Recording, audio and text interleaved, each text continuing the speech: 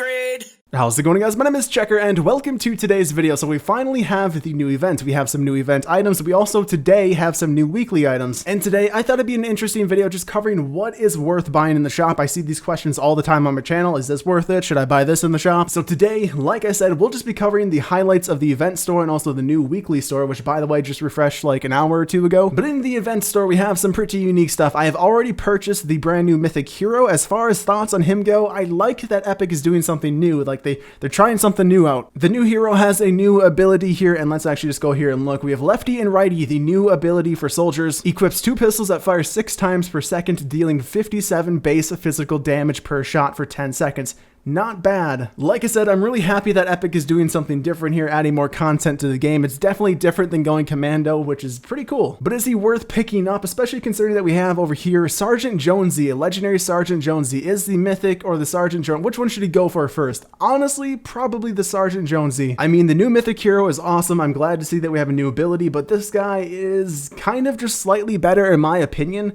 He has a better war cry, a much better war cry. He has Shockwave, which is just like an absolute must in my opinion. But yeah, that's just my opinion on that. Definitely just pick up whichever one you think you would like better. I mean, a lot of this comes down to how you like to play the game. What's your play style? If you don't like using war cry, probably pick up the Mythic then. I mean, he does have war cry as well. He just doesn't have all of those like perks and stuff for war cry. But the Mythic was definitely the biggest thing on this event items list. But we also have here, we have Survivor. We have just a lot of the standard stuff, armory slots. We have an Armageddon, which is just, I mean, I don't really use axes. A lot of people don't really use axes. It's a fine axe for an axe. I mean, it's just, you know, whatever. Perks are going to decide whether this is a good weapon or not. Same goes with the Falcon. I actually like the Falcon a lot. It's a pretty decent pistol. It's kind of similar to the Judge. You guys are seeing some gameplay of it right now. I do really enjoy this weapon. It's kind of a nice balance of power, range, rate of fire, all that good stuff, and accuracy too. Definitely 10 times better than the Bald Eagle. Like, so much better. Even though it looks almost the exact same, it is so much better than the Bald Eagle. But overall, guys, those were just the highlights from the event store. Everything else in here is just kind of like meh.